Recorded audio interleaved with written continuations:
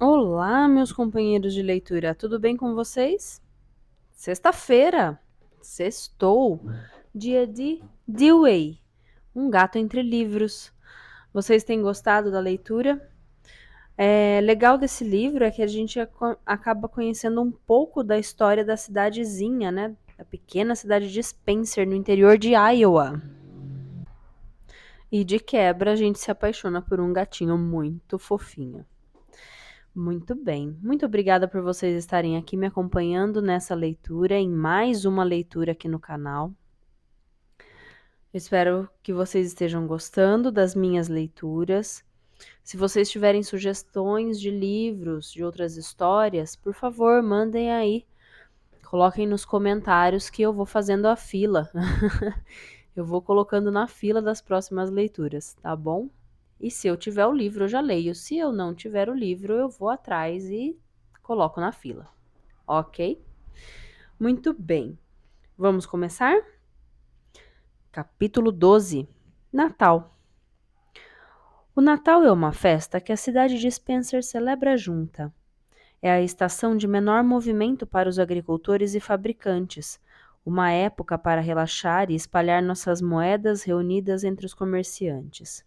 A atividade do período é a Grande Perambulação, um tour a pé que começa na primeira semana de dezembro pela Grand Avenue.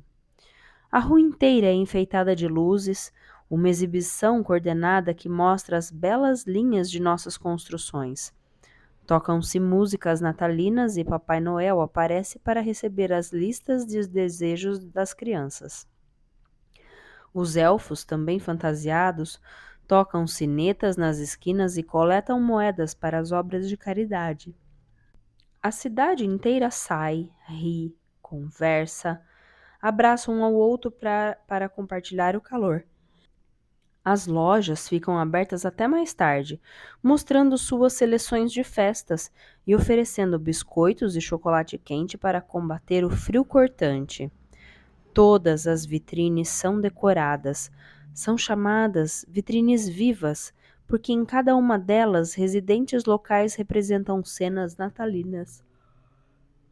O Museu Parker, que abriga uma coleção de artefatos de Clay County, inclusive um caminhão de bombeiros que combateu o grande incêndio de 1931, sempre cria uma variação do Natal dos Pioneiros. Outra vitrine oferece interpretações de um Natal passado há nem tanto tempo, com radio flyers, aqueles carrinhos vermelhos de criança, e bonecas de porcelana. Algumas têm manjedouras. Outras apresentam tratores e carros de brinquedo, a visão de uma manhã de Natal pelos olhos de um menino.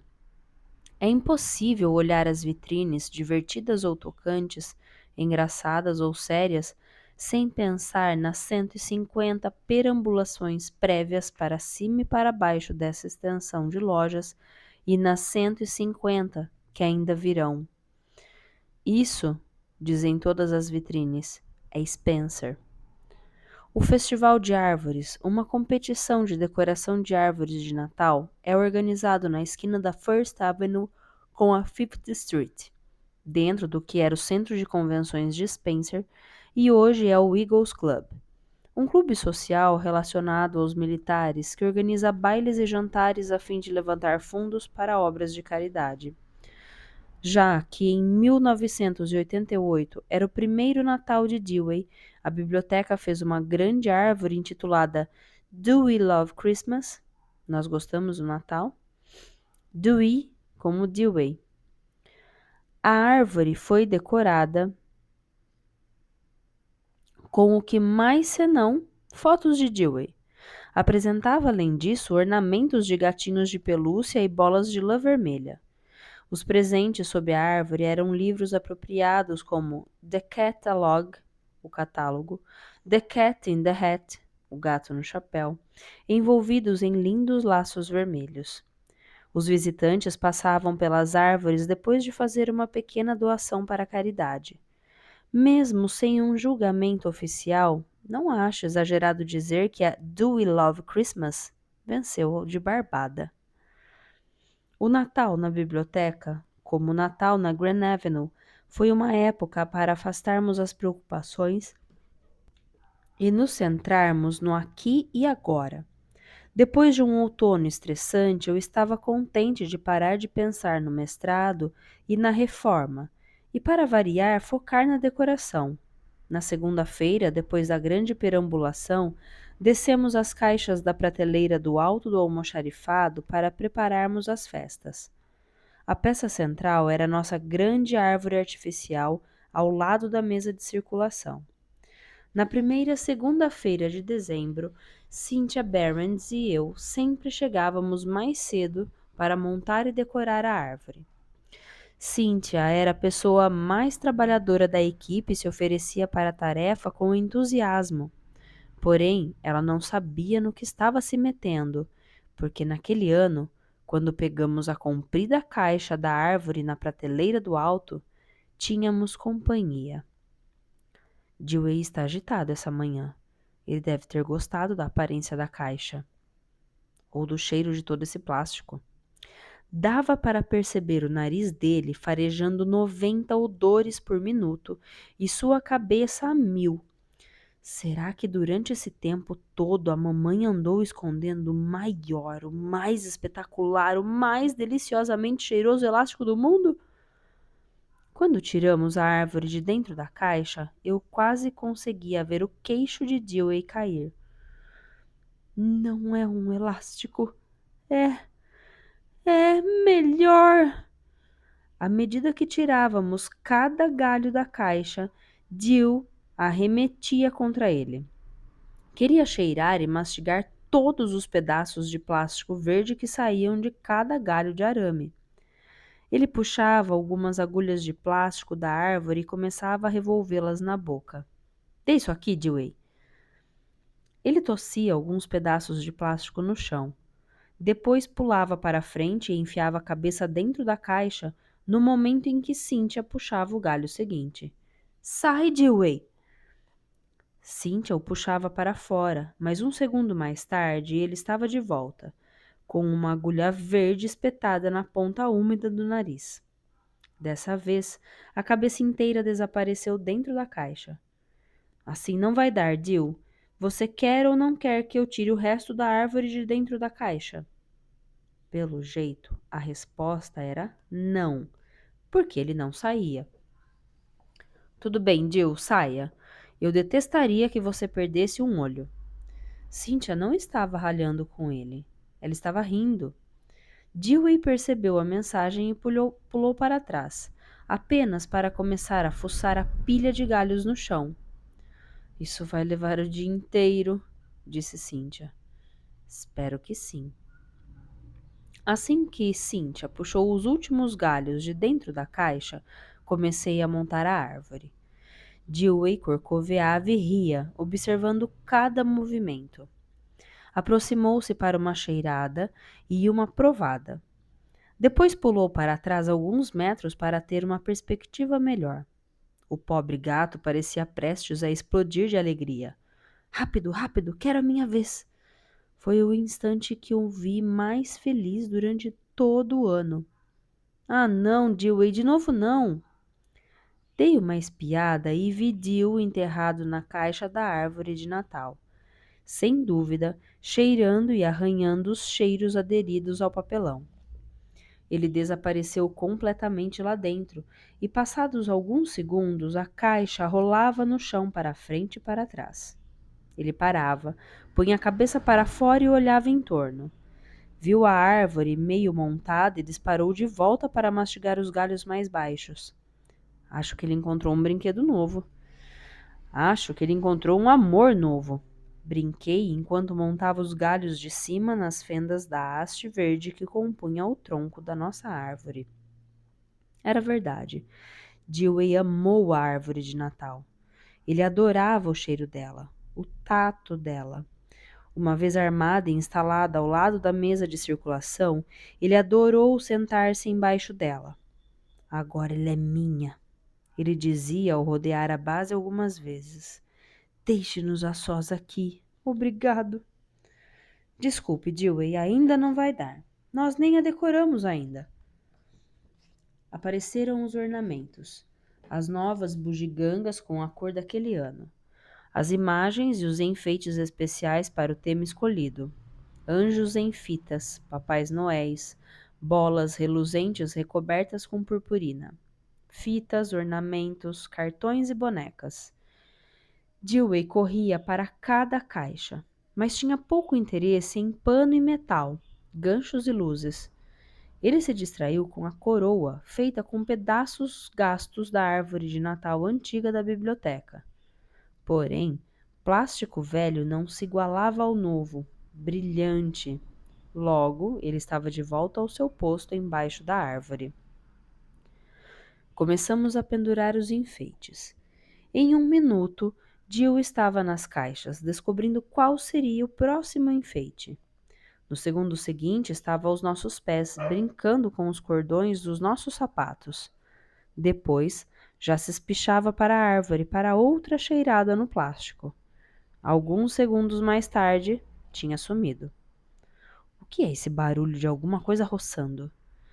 De repente, Dewey passou correndo por nós com a cabeça enfiada em uma alça de sacola plástica de supermercado. Ele correu até o final da biblioteca e depois voltou descontrolado em nossa direção. Pegue-o! O gato desviou e continuou a correr. Logo ele estava de volta.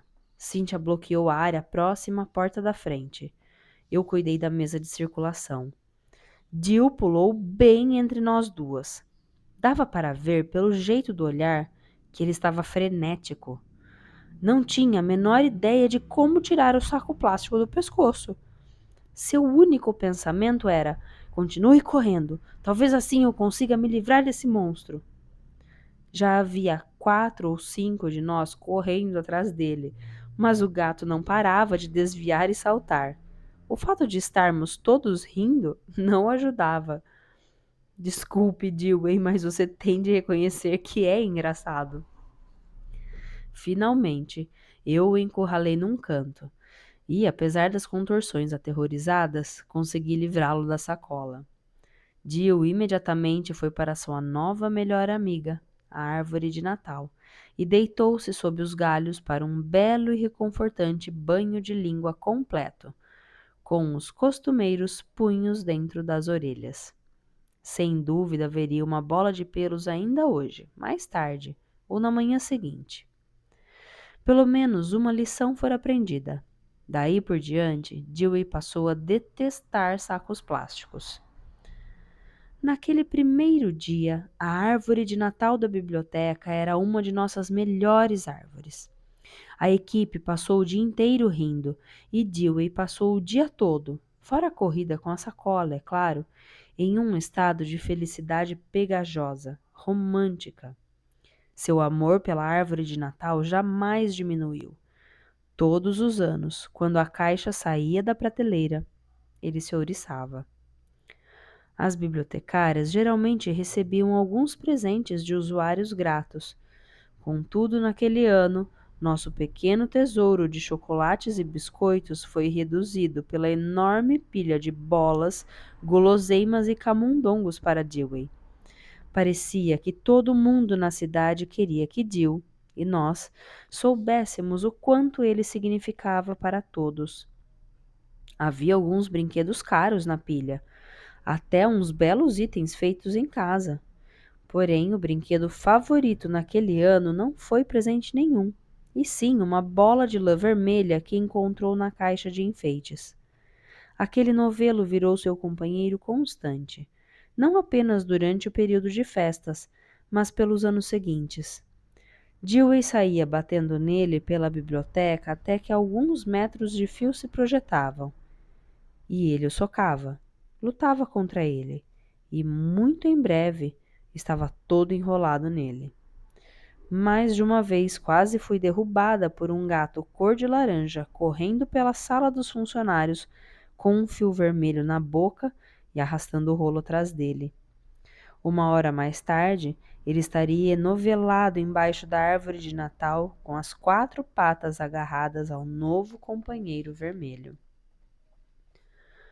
Como a biblioteca fechava por alguns dias no Natal, Dewey veio para casa comigo.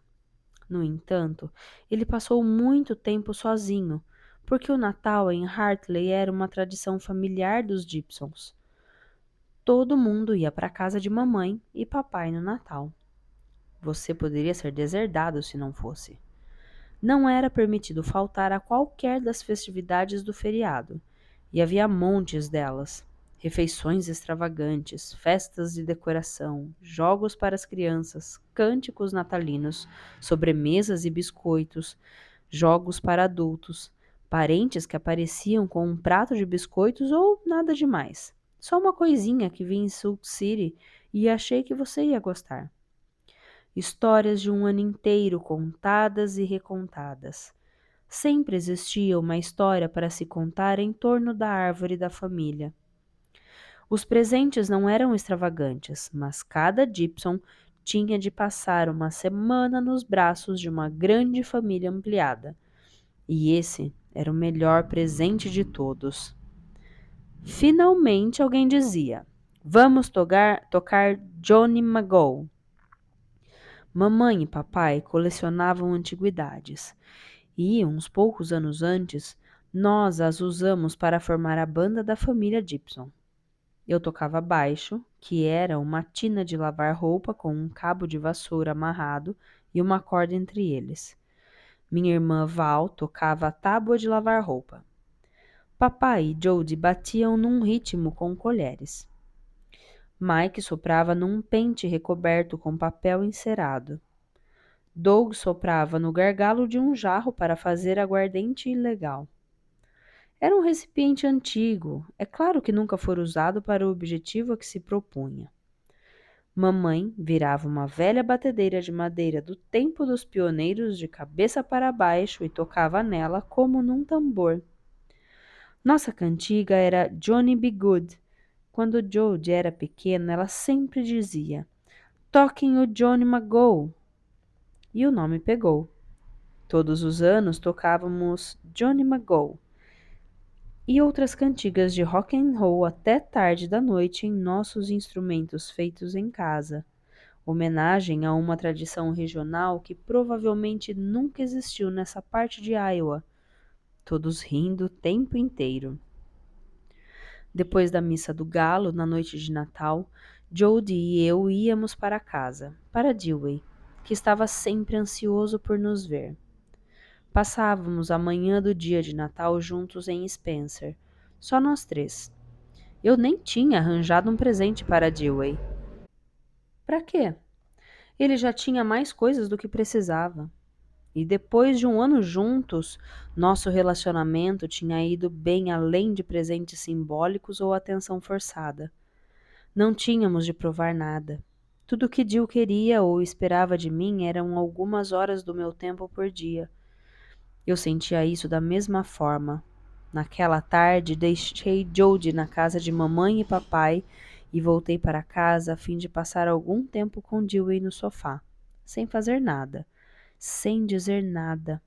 Apenas dois amigos ociosos, como um par de meias velhas à espera de um sapato. Fim do capítulo 12. Capítulo 13. Uma grande biblioteca. Uma grande biblioteca não precisa ser extensa ou bonita. Não precisa ter as melhores instalações, o pessoal mais eficiente ou o maior número de usuários. Uma grande biblioteca toma providências. Está sempre emaranhada na vida da comunidade de um modo que a torna indispensável. Uma grande biblioteca nunca é notada, porque está sempre lá e sempre tem o que a comunidade precisa. A Biblioteca Pública de Spencer foi fundada em 1883 na sala de visitas da senhora H.C. Carey. Em 1890, a biblioteca se mudou para um pequeno prédio de madeira na Grand Avenue.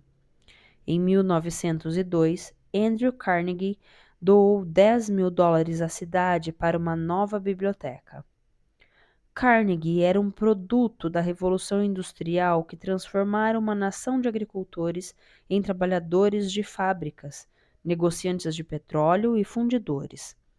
Ele era um capitalista implacável, que fez da siderúrgica United States Steel a empresa de maior sucesso no país. Além disso, era batista e naquele ano estava mergulhado na tarefa de dar seu dinheiro para causas merecedoras. Uma dessas causas era propiciar subvenções para bibliotecas de cidades pequenas. Para uma cidade como Spencer, uma biblioteca Carnegie era um sinal de que você não tinha bem chegado até o topo, mas fora mais longe do que Hartley e Everly. A Biblioteca Pública de Spencer abriu em 6 de março de 1905, na East 3rd Street, a meia quadra da Grand Avenue. Era um exemplar típico das bibliotecas Carnegie, já que Carnegie impunha um estilo clássico e a simetria de projeto. Havia 3 janelas com vitrais no hall de entrada, 2 com flores e a outra com a palavra biblioteca. A bibliotecária ficava empoleirada atrás de uma grande mesa central, rodeada de gavetas de cartões. As salas laterais eram pequenas e isoladas, com estantes até o teto. Em uma época que os edifícios públicos eram segregados pelo sexo, homens e mulheres tinham a liberdade de entrar em qualquer aposento daquela biblioteca.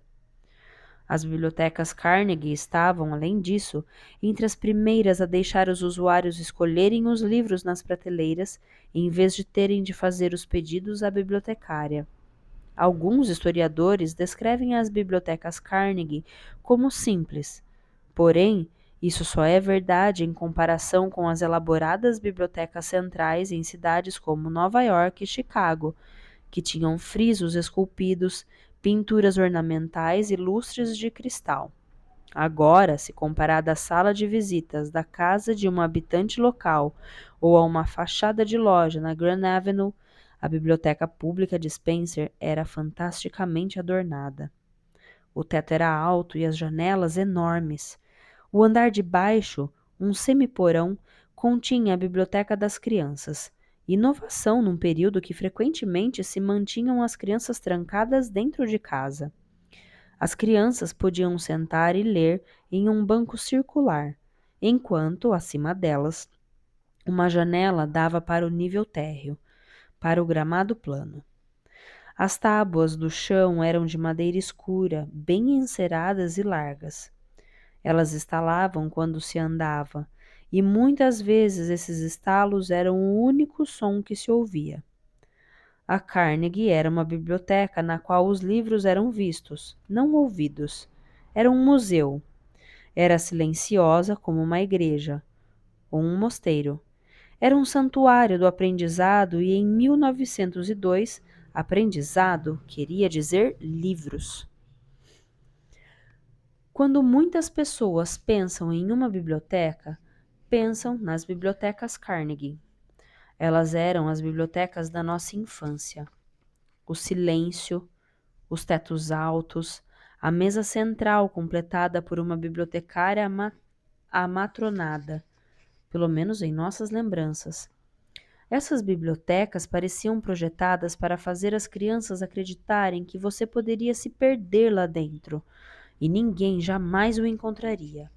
E isso seria a coisa mais maravilhosa que poderia acontecer.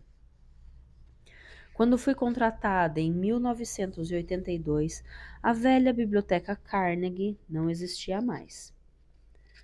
Era linda, mas pequena. Pequena demais para uma cidade em crescimento. A escritura de doação especificava que a cidade tinha de usar o terreno para uma biblioteca ou devolvê-lo ao dono. Então, em 1971, a cidade pôs abaixo a velha construção para levantar uma biblioteca maior, mais moderna e eficiente, sem tábuas no chão que estalavam, luz baixa, imponentes estantes altas, nem salas em que a gente poderia se perder. Foi um desastre. Spencer é construída em estilo tradicional. Os prédios comerciais são de tijolos e as casas ao longo da 3rd Street são pensões de madeira de 2 e 3 andares. A biblioteca era de concreto. Com um andar de altura, curvava-se na esquina como se fosse um bunker. O gramado largo desaparecera e fora substituído por 2 jardins minúsculos, sombreados demais para que muita coisa crescesse ali. Logo, ficaram cheios de pedras. As portas da frente, de vidro, estavam afastadas da rua, porém a passagem de entrada era fechada e pouco acolhedora. A parede leste que dava para a escola de ensino médio da cidade era de concreto sólido. Grace Raising se infiltrou no conselho da biblioteca no final dos anos 70, com o único objetivo de fazer com que se plantassem trepadeiras ao longo da parede leste. Ela conseguiu suas trepadeiras alguns anos mais tarde. Contudo, acabou ficando no conselho por quase 20 anos. A nova biblioteca pública de Spencer era moderna, mas com uma eficiência fria, abrutalhada, e era simplesmente gélida. Uma parede de vidro dava para o norte, com uma linda vista para o beco. No inverno era impossível manter aquecidos os fundos da biblioteca. O projeto do pavimento era aberto, sem espaço para almoxarifado. Não havia um local para o pessoal da equipe. Só tinha 5 tomadas de corrente. O mobiliário, feito por artesãos locais, era lindo, porém pouco prático. As mesas tinham barras de sustentação protuberantes, de modo que não dava para encaixar cadeiras adicionais, e eram de carvalho sólido com tampos laminados pretos, pesadíssimas para mover. O carpete era laranja, um pesadelo de Halloween. Para dizer de maneira mais simples, o prédio não era adequado para uma cidade como Spencer. A biblioteca sempre fora bem administrada. A coleção de livros era excepcional, especialmente para uma cidade daquele tamanho, e os diretores sempre foram os primeiros a adotar novas ideias e tecnologias. Pelo entusiasmo, profissionalismo e qualificação, a biblioteca era de primeira. No entanto, depois de 1971, estava tudo espremido dentro do prédio errado. A fachada não combinava com o entorno. O interior não era prático nem simpático. Não fazia você querer sentar e relaxar. Era frio em todos os sentidos. Começamos a reforma. Vamos chamá-la de processo de aquecimento. Em maio de 1989, exatamente quando Iowa acordava e mudava de marrom para verde, de repente os gramados precisavam ser aparados. As árvores na Grand Avenue brotavam mais uma vez com folhas novas.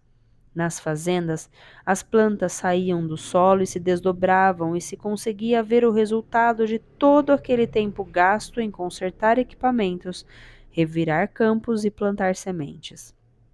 O clima ficou mais quente. As crianças saíram com as bicicletas. Na biblioteca, depois de quase um ano de planejamento, era finalmente tempo de trabalhar. O primeiro estágio da reforma foi pintar as paredes nuas de concreto. Como resolvemos deixar as estantes de 2,70 m pregadas na parede, Tony Joy, nosso pintor e marido de uma das integrantes da equipe, Sharon Joy, simplesmente teve de jogar alguns panos por cima e encostar a escada contra as prateleiras. Assim que ele fez isso, Dewey subiu. Está bem, Dewey, vamos descer.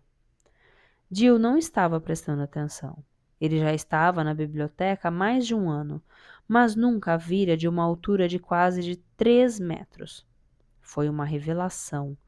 O gato pulou da escada para o topo da prateleira na parede.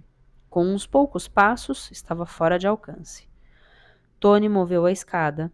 Dewey foi mais longe. Tony subiu ao topo, apoiou o cotovelo na estante e olhou para o gato teimoso.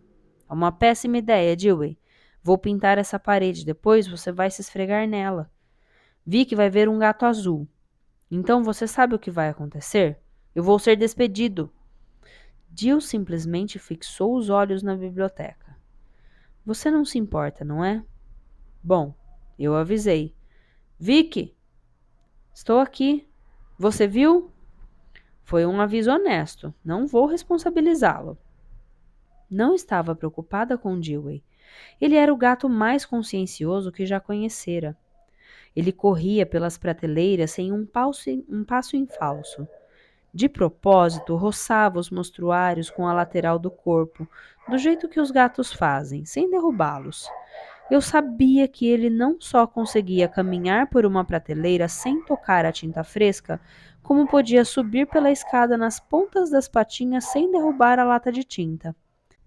Minha preocupação era com Tony. Não é fácil compartilhar a escada com o rei da biblioteca. Para mim está tudo bem se você estiver de acordo, gritei para ele. Vou arriscar, Tony brincou. Em alguns dias, Tony e Dewey estavam amicíssimos. Ou talvez eu deva dizer Tony e Dukester, porque era como ele sempre o chamava. Tony achava que Dewey era um nome muito delicado para um gato tão macho. Estava preocupado que os gatos do beco se reunissem do lado de fora da janela da biblioteca das crianças para gozar com a cara dele. Então Tony resolveu que o nome verdadeiro dele não era Dewey, e sim o Duque, como John Wayne. Só os amigos mais íntimos o chamam de Dukester, explicou. Ele sempre me chamou de Madame Presidente. O que você acha desse tom de vermelho, Madame Presidente? Perguntava ao me ver atravessar a biblioteca. Não sei. Para mim parece rosa. Mas a cor rosa não era nossa maior preocupação. De repente, não conseguíamos manter nosso gato, educado e bem comportado, fora do topo das prateleiras fixas na parede. Um dia, Tony olhou para o outro lado da biblioteca e viu Dewey em cima das prateleiras no outro lado do prédio. Foi aí que as coisas mudaram para Dewey. Quando ele se deu conta de que conseguia trepar no topo das prateleiras fixas sempre que quisesse, de lá ele andava livremente por toda a biblioteca e alguns dias nem sequer queria descer. Onde está Dewey? Perguntava a cada membro do clube de genealogia ao chegar para a reunião regular no primeiro sábado do mês. Como todos os clubes que se encontravam na biblioteca, nosso salão redondo era o maior espaço de reunião da cidade, sendo geralmente reservado. Seus membros estavam acostumados ao tratamento Dewey, que começava com um gato pulando para o centro da mesa no início de cada reunião. Então, ele vistoriava os participantes do encontro e andava em torno de cada um sobre a mesa, cheirando-lhe a mão e olhando em seu rosto. Depois de fazer o círculo completo, escolhia uma pessoa e se instalava em seu colo. Não importa o que acontecesse na reunião, Jill jamais se apressava ou alterava sua rotina. O único jeito de quebrar-lhe o ritmo era jogá-lo para fora e fechar a porta. No início, o tratamento Dewey encontrou resistência, especialmente de grupos de negócios e de políticos que muitas vezes se reuniam no salão redondo. Entretanto, passados alguns meses, até os vendedores tratavam isso como um destaque. O grupo de genealogia lidava com o tratamento quase como um jogo, já que cada mês Dewey escolhia uma pessoa diferente com quem passar a reunião. Eles riam e tentavam atraí-lo para seus colos, quase igual às crianças na hora da história. Dewey anda confuso esses dias, eu disse ao grupo. Desde que Tony começou a pintar a biblioteca, ele tem saído da rotina. Mas tenho certeza que assim que ele notar que vocês estão aqui, como se isso fosse uma deixa, Dewey entrou na sala, pulou para cima da mesa e começou suas rondas. Me avisem se precisarem de algo. Falei, voltando para a parte principal da biblioteca. Ninguém disse nada. Todos estavam muito ocupados, focalizados em Dewey. Não é justo, Esther! Ouvi enquanto o som da reunião desaparecia à distância. Você deve ter um atum no bolso. Quando Tony acabou de pintar, depois de 3 semanas, Dewey era outro gato. Talvez ele pensasse mesmo que era o Duque, porque já não estava mais satisfeito só com sonecas e colos. Ele queria explorar e subir. E mais importante, explorar novos lugares onde subir. Chamávamos isso de fase Edmund Hillary de Dewey, em homenagem ao famoso alpinista. Jill não queria parar de subir enquanto não atingisse o topo de seu Everest pessoal, o que conseguiu fazer em menos de um mês. Algum sinal de Dewey essa manhã? Perguntei a Audrey Wheeler, que trabalhava na mesa de circulação. Ele não apareceu para o café da manhã. Não o vi. Diga-me se o vir. Quero ter certeza de que não está doente. 5 minutos mais tarde, escutei Audrey pronunciar o que em nosso meio era uma surpreendente blasfêmia. Ai, minha nossa! Ela estava de pé no meio da biblioteca, olhando diretamente para cima. Lá, sobre as luminárias, olhando diretamente para baixo, estava Dewey. Ao perceber que olhávamos para ele, o gato puxou a cabeça para trás. Instantaneamente ficou invisível. Enquanto olhávamos, a cabeça de Dewey reapareceu alguns metros além, sobre as lâmpadas. Aí desapareceu outra vez para reaparecer alguns metros adiante. As lâmpadas corriam em faixas de 30 metros de comprimento, e ele claramente estava lá há horas nos observando. Como vamos fazer para ele descer? Talvez devamos ligar para a municipalidade, sugeriu alguém. Eles mandam alguém com uma escada. Deixem ele lá, falei. Ele não fará nada de mal e vai acabar tendo de descer para comer. Uma hora depois, Dewey entrou trotando em meu escritório, lambendo a boca depois de um café da manhã tardio, e pulou em meu colo para um afago. Era perceptível que ele estava animado com o novo jogo, mas não queria exagerar. Eu sabia que estava ele morrendo de vontade de perguntar: o que você acha dessa façanha? Não vou nem falar nisso, Dewey. Ele me olhou de banda. Estou falando sério. Então está bem, vou tirar uma soneca. Foi uma manhã emocionante, sabe? Eu perguntei a todos e realmente ninguém o vira descer. Foram algumas semanas de observação constante para descobrir o método dele. Primeiro, Dewey saltava em uma mesa vazia na sala dos funcionários. Depois pulava em um arquivo, o que lhe propiciava um longo salto até a parede divisória da sala, na qual ele conseguia se esconder atrás de um enorme painel com a história de Spencer. De lá, era apenas um pouco mais de 1 metro para a luminária. Claro, poderíamos rearrumar a mobília, porém, uma vez fixado no teto, sabíamos que não havia muito, com exceção de velhice e artrose, que impedisse Dewey de caminhar por cima das lâmpadas. Quando os gatos não sabem que algo existe, é fácil mantê-los afastados. Se eles não conseguem chegar a alguma coisa e é algo que eles resolvem querer, é quase impossível. Gatos não são preguiçosos. Eles se esforçam por frustrar até os planos mais elaborados. Além disso, Dewey adorava ficar lá em cima das lâmpadas. Amava caminhar de um lado para o outro, de uma extremidade à outra, até encontrar um ponto interessante. Aí se deitava, debruçava a cabeça pela beirada e observava. Os usuários também adoravam. Algumas vezes, quando Jill estava caminhando para lá e para cá, era possível vê-los virando o pescoço na direção do teto, com as cabeças para frente e para trás, como o pêndulo de um relógio. Falavam com ele. Quando apontavam Dewey para as crianças com a cabeça mal aparecendo na beirada da luminária, elas gritavam de alegria. Faziam tantas perguntas. O que ele está fazendo? Como chegou lá? Por que ele está ali?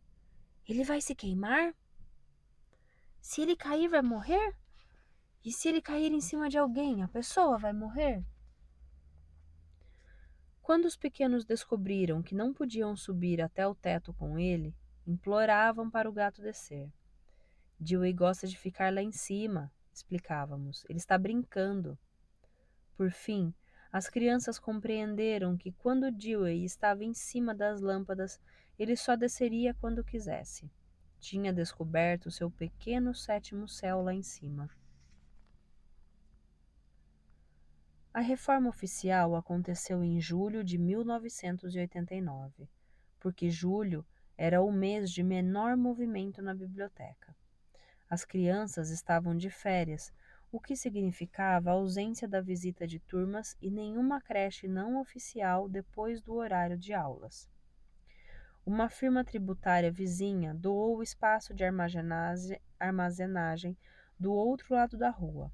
A biblioteca pública de Spencer continha 55 unidades distantes, 50.000 livros, 6.000 revistas, 2.000 jornais, 5.000 álbuns e fitas cassete e 1.000 genealogias, sem falar de projetores, telas de projeção, televisões, câmeras 16 e 8 milímetros, máquinas de escrever, escrivaninhas, mesas, cadeiras, carrinho de catálogos, arquivos e material de escritório. A tudo isso foi dado um número.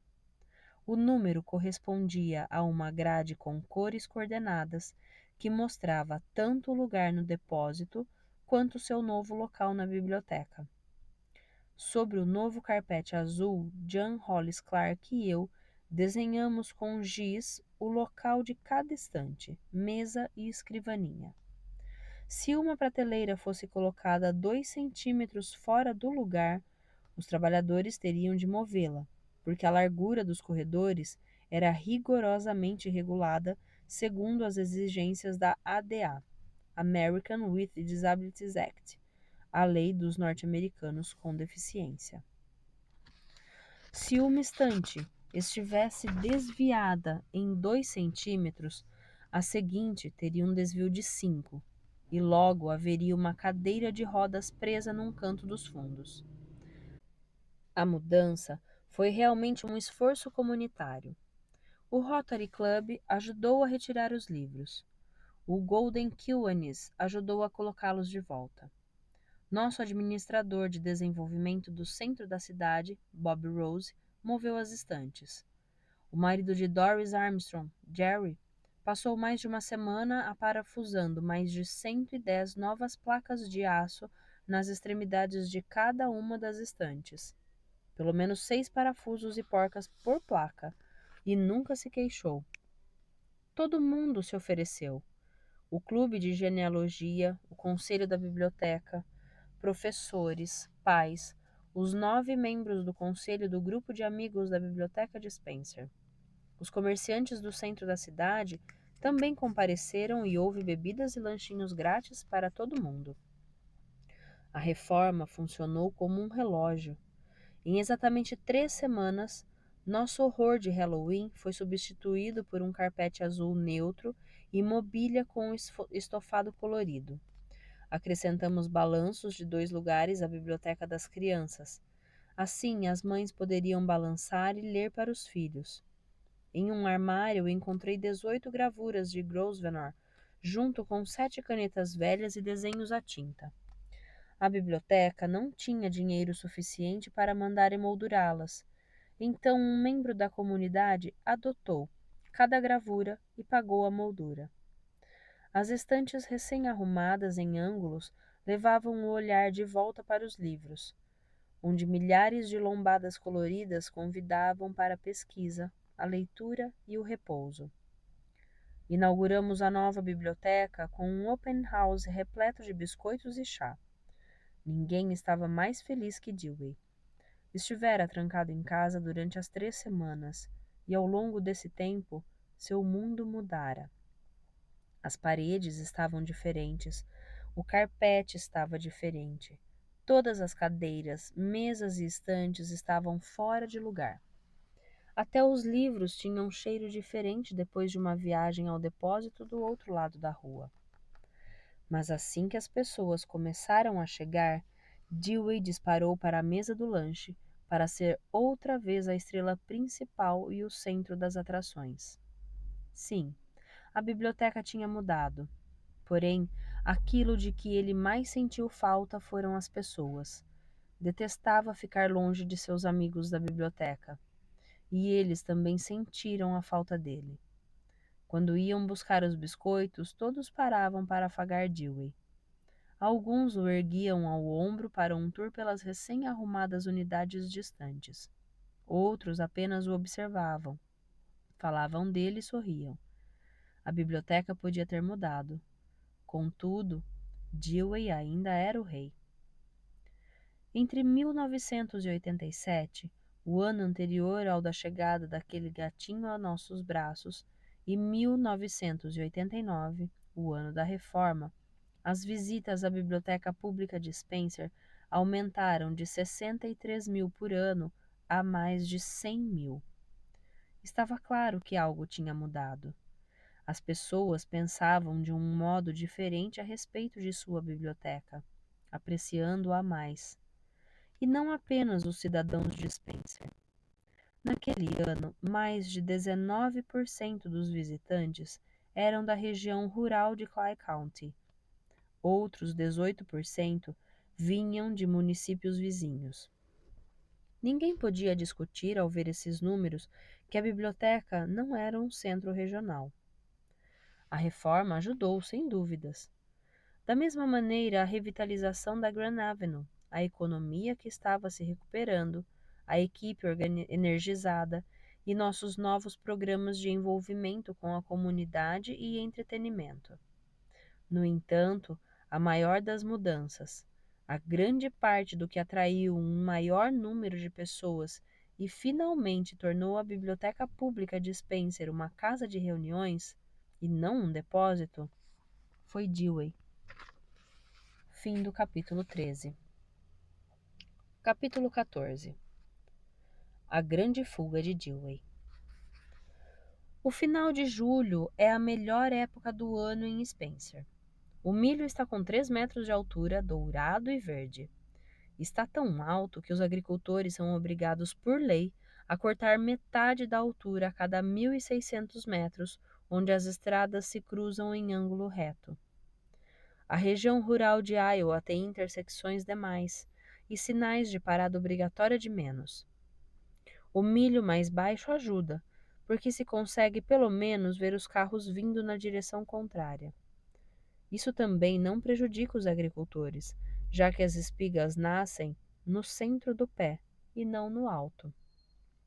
É fácil descuidar do trabalho em um verão de Iowa. O verde brilhante, o sol quente, os campos infinitos. As janelas ficam abertas só para que o perfume circule livremente. Você passa a sua hora de almoço à margem do rio, seus fins de semana pescando perto da ponte Thunder. Às vezes é difícil ficar dentro de casa. Isto é o céu? Quero dizer a cada ano. Não, responde o imaginário. É Iowa. Em agosto de 1989, o esforço da reforma tinha terminado. A frequência da biblioteca aumentara, a equipe estava feliz. Dewey não apenas tinha sido aceito pela comunidade, como atraía e inspirava a gente. A feira anual de Clay County, o maior evento do ano, estava quase chegando. Acontecia em setembro. Eu até tive um mês de folga do mestrado. Tudo estava funcionando perfeitamente, a não ser por Dewey. Meu menininho satisfeito, nosso herói da biblioteca, era um gato mudado, confuso, assustadiço e, mais que tudo, um problema. O problema foram as 3 semanas que Dewey passou em minha casa durante a reforma, olhando através das telas das janelas o mundo lá fora. Da minha casa não dava para ele ver o milho, mas dava para ouvir os passarinhos. Dava para sentir a brisa. Ele conseguia cheirar tudo que os gatos cheiram quando apontam o nariz para o grande espaço fora de casa. Agora, ele sentia a falta dessas telas. Havia janelas na biblioteca, porém elas não abriam.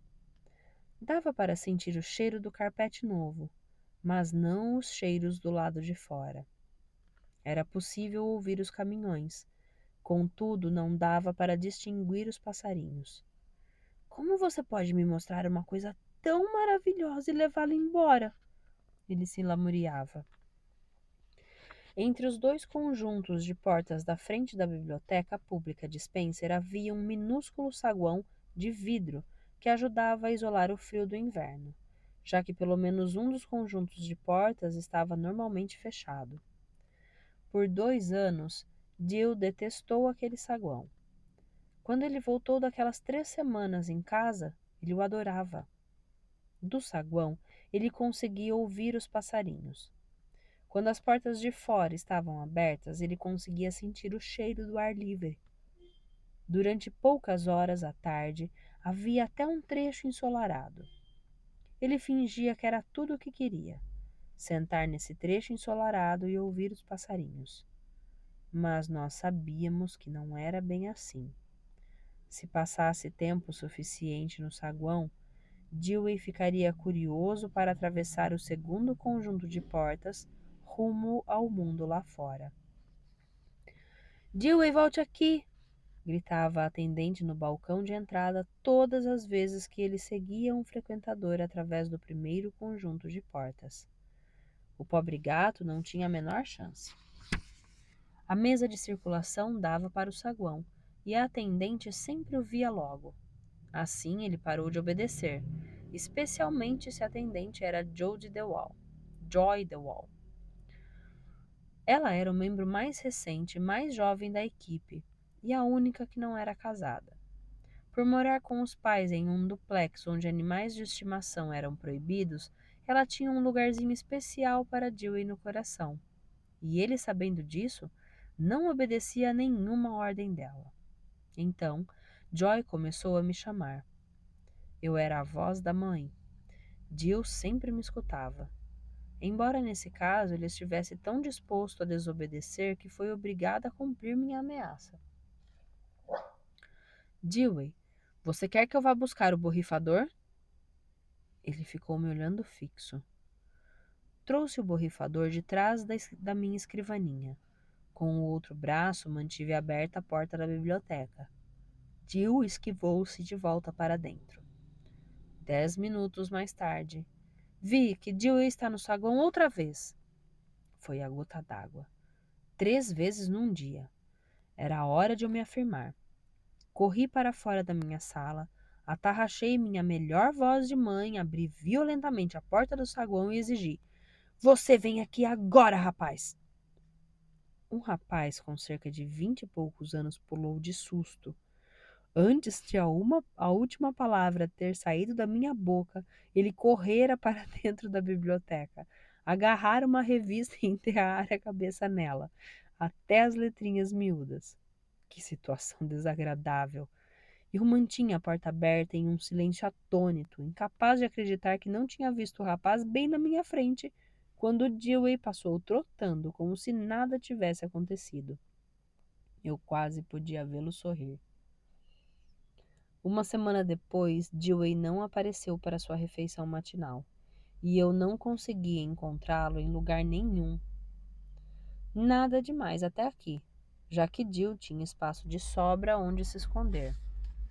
Havia um escaninho atrás do mostruário, ao lado da porta da frente, que era, eu juro, do tamanho de uma caixa de crayons. A velha embalagem de 64 lápis com um apontador embutido. Havia também a espreguiçadeira marrom na área das crianças, embora normalmente o rabo dele ficasse de fora. Uma tarde, Joy estava arrumando a fileira debaixo dos livros na seção de faroeste quando, para seu pasmo, surgiu Dewey. Em uma biblioteca, os livros cabem dos 2 lados de uma prateleira. Entre 2 fileiras existe um espaço de 10 centímetros. Entre os livros, o supremo esconderijo de Dewey. Rápido, prático e seguro. O único jeito de encontrá-lo era erguer os livros aleatoriamente e olhar por trás deles. Isso não parece tão difícil até você pensar que a biblioteca pública de Spencer continha mais de 400 prateleiras de livros. Entre esses livros havia um enorme labirinto, um longo mundo estreito, inteiro pertencente a Dewey. Por sorte, ele quase sempre se atinha ao lugar preferido nas prateleiras debaixo dos faroestes. Desta vez não. Tampouco estava embaixo da espreguiçadeira marrom ou em seu escaninho. Eu não o notei espiando de cima das lâmpadas. Abri as portas dos banheiros para ver se ele ficara trancado lá dentro. Nada. Alguém viu Dewey? Não, não, não. Quem fechou a biblioteca ontem à noite? Eu, disse Joy. E ele estava aqui com certeza. Eu sabia que Joy jamais se esqueceria de procurar Dewey. Ela era a única da equipe, além de mim, que ficava até mais tarde para brincar de esconde-esconde. Bom, ele deve estar no prédio. Parece que encontrou um novo esconderijo. No entanto, quando voltei do almoço, Jill ainda estava sumido e não tocara a comida. Foi quando comecei a me preocupar. Cadê Dewey? Perguntou um usuário. Já tínhamos escutado essa pergunta 20 vezes e ainda estávamos no meio da tarde. Recomendei à equipe: digam que Dewey não está se sentindo bem. Não é preciso alarmar ninguém. Ele ia acabar aparecendo, eu sabia. Naquela noite, rodei com o carro durante meia hora em vez de ir direto para casa. Eu não esperava ver um gato cor de laranja peludo rondando pela vizinhança. Mas nunca se sabe. O pensamento que me ocorria era: e se ele estiver machucado? E se ele estiver precisando de mim e eu não consigo encontrá-lo? Eu o estarei deixando na mão? Eu sabia que ele não estava morto. Era tão saudável. E eu sabia que não tinha fugido. Porém, a ideia continuou rondando. No dia seguinte, ele não estava me esperando à porta da frente. Entrei. O lugar parecia morto. Um terror frio passou pela minha espinha, embora lá fora estivesse fazendo 32 graus. Eu sabia que algo estava errado. Ordenei ao pessoal: procurem por toda parte. Examinamos cada canto. Abrimos cada armário e gaveta, puxamos os livros das prateleiras. Alguns deles estavam afastados poucos centímetros da parede. Dewey poderia ter andado fazendo suas rondas, caído e ficado preso. Falta de jeito não fazia o gênero dele. Contudo, numa emergência, você checa todas as possibilidades. O zelador da noite. A ideia me bateu como uma pedrada. Peguei o telefone. Oi, Virgil. É Vicky, da biblioteca. Você viu Dewey ontem à noite? Quem? Dewey, o gato. Não, não o vi. Será que ele comeu alguma coisa que lhe fez mal? Produto de limpeza, talvez? Ele hesitou. Acho que não. Eu não queria perguntar, mas devia. Você por acaso costuma deixar alguma porta aberta? Ele realmente hesitou dessa vez. Eu prendo a porta de trás com um calço quando levo o lixo para a caçamba. Durante quanto tempo?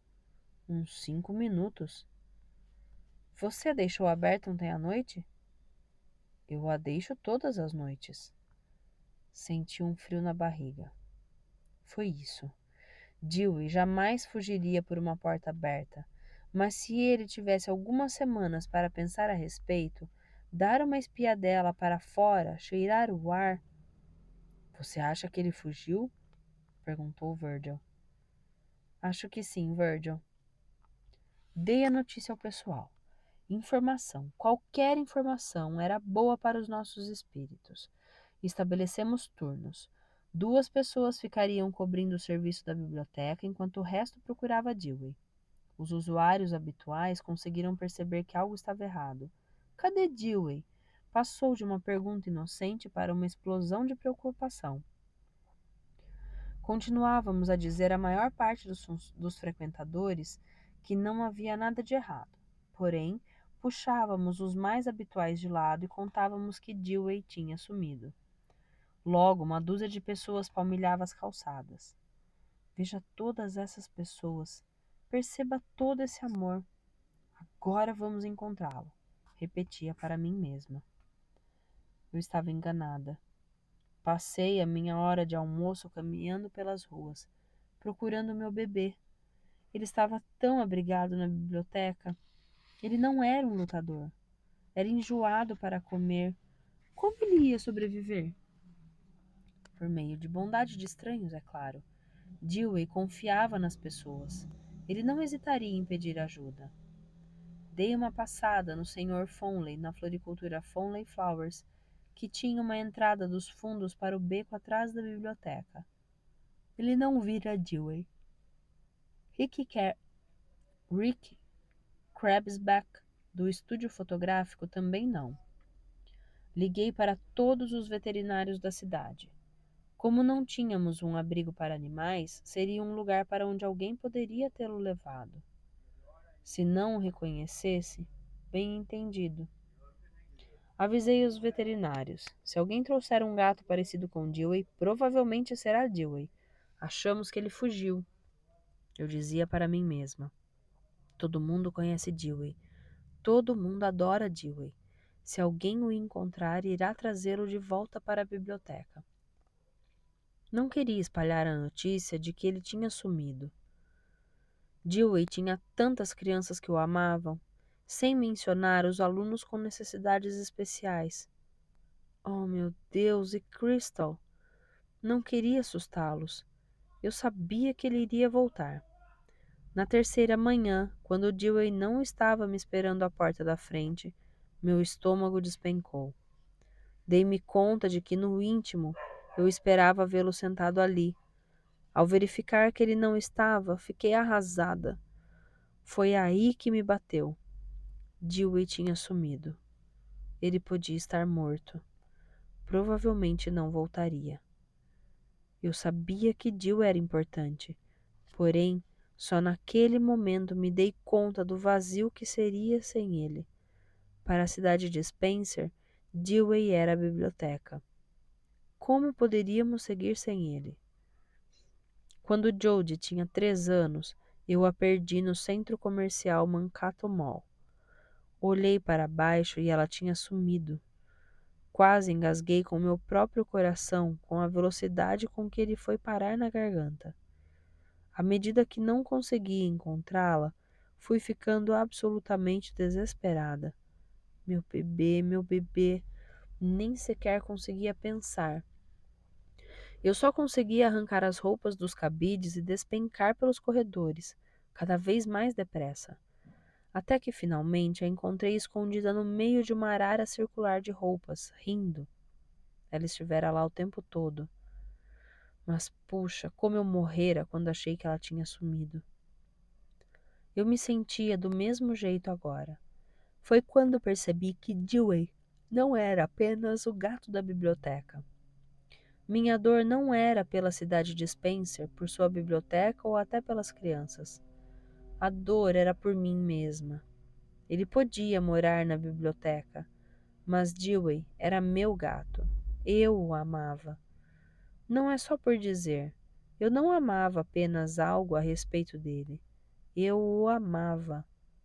Porém, meu bebê Dewey tinha sumido. O estado de ânimo da biblioteca estava sombrio. Ontem tínhamos esperanças. Achávamos que era apenas uma questão de tempo. Agora acreditávamos que ele tinha ido embora. Continuamos a busca, contudo já havíamos procurado em toda parte, não tínhamos mais opções. Sentei e pensei no que iria dizer para a comunidade.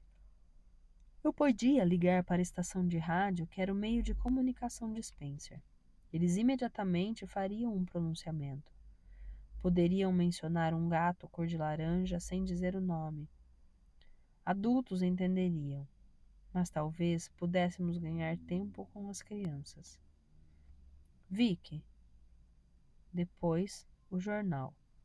Eles sem dúvida publicariam a matéria amanhã. Talvez alguém o tivesse apanhado. Vicky.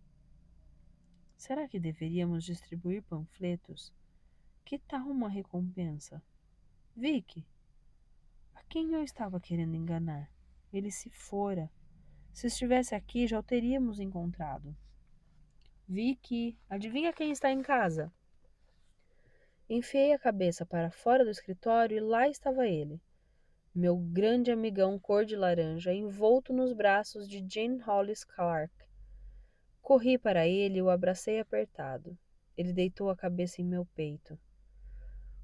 Fora da arara circular de roupas, bem embaixo do meu nariz, meu filho aparecera. Oh, menino, menino, jamais faça isso outra vez. Dewey não precisava de mim para tranquilizá-lo. Vi imediatamente que não era brincadeira. Ele estava ronronando como naquela primeira manhã. Estava tão feliz em me ver, tão agradecido por estar em meus braços. Ele parecia feliz, mas eu o conhecia tão bem. Por baixo, nos ossos, ele tremia. Eu o encontrei embaixo de um carro na Grand Avenue, disse Jem. Eu estava entrando na drogaria White Drug quando, por acaso, percebi num lampejo laranja com o canto do olho. Eu não estava escutando. Ouviria a história muitas vezes durante os dias seguintes. Porém, naquele momento, não a escutava. Eu só tinha olhos e ouvidos para Dewey. Ele estava encolhido atrás da roda do outro lado do carro. Chamei-o, mas ele não veio. Parecia que ele queria fugir. Contudo, estava com medo demais. Ele deve ter ficado ali o tempo inteiro. Dá para acreditar? Todas essas pessoas procurando por ele e ele ali o tempo todo. O resto da equipe se amontoava ao nosso redor. Dava para perceber que queriam pegá-lo, aninhá-lo, mas eu não queria largá-lo. Ele precisa comer, disse a eles. Alguém abriu uma lata nova de comida e todos nós ficamos observando enquanto Dewey devorava tudo. Duvido que o gato tivesse comido por esses dias. Uma vez feito tudo o que tinha de fazer, comida, água, caixa de areia, deixei o pessoal pegá-lo. Ele passou de mão em mão como um herói num desfile de vitória. Quando todo mundo já lhe tinha dado as boas-vindas, o levamos para mostrar ao público. Embora a maioria não soubesse o que tinha acontecido, houve alguns olhos úmidos. Dewey, nosso filho prodígio, tinha sumido, porém agora voltara para nós. Realmente a gente gosta ainda mais de uma coisa depois de tê-la perdido. Naquela tarde, dei um banho em Dewey, que ele tolerou pela primeira vez desde aquela manhã fria de janeiro há tanto tempo. Estava coberto de óleo de carro, o que levou meses para sair de seu pelo longo. Ele tinha um corte em uma orelha e um arranhão no nariz. Limpei-os delicada e amorosamente.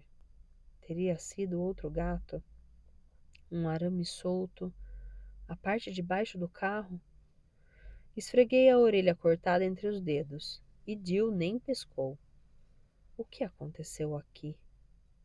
Quis perguntar a ele, mas nós dois já tínhamos chegado a um acordo. Nunca mais falaríamos sobre o incidente. Anos mais tarde, me habituei a deixar uma porta lateral aberta durante as reuniões do conselho da biblioteca. Cat Grainer, um membro do conselho, todas as vezes me perguntava: Você não tem medo que Dewey fuja? Olhei para Jill, que estava lá como sempre, para fazer parte da reunião, e ele me olhou.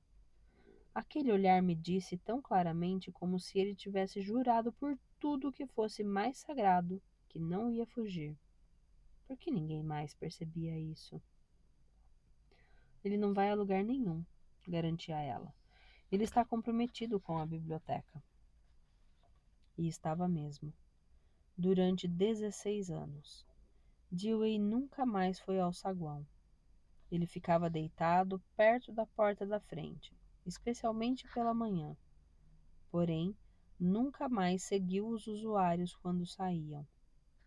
Se as portas se abrissem e ele escutasse caminhões, se mandava para a sala dos funcionários.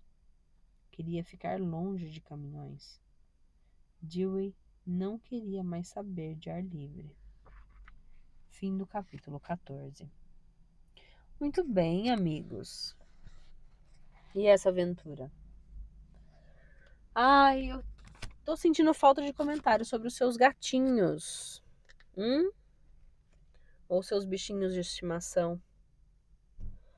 Cara, Acho que se eu tivesse lido esse capítulo a semana retrasada, eu acho que eu estaria chorando mais ainda do que eu chorei quando eu tava lendo a parte do Dewey carinhoso. Minha gatinha não saiu de novo. Acho que ela tá fazendo a mesma coisa que o Dewey. Se comprometeu. Não saio mais, mamãe. Pessoal, tenham uma ótima sexta-feira, um final de semana maravilhoso. A gente volta a se encontrar na quarta-feira com o Ramsés, a Batalha de Kadesh. Na quinta-feira, com as Brumas de Avalon. E na sexta-feira, com Dewey, um gato entre livros. A gente tem 3 encontros semanais, hein? Aguardo vocês na próxima leitura. Na sua leitura preferida. Ou nas 3 leituras. Um grande beijo, deixa o seu like, o seu comentário, compartilhe esse vídeo com alguém que você gosta, compartilhe a playlist com alguém que você gosta, para que as pessoas possam ouvir todas as publicações. Um grande beijo para vocês, até semana que vem. Tchau!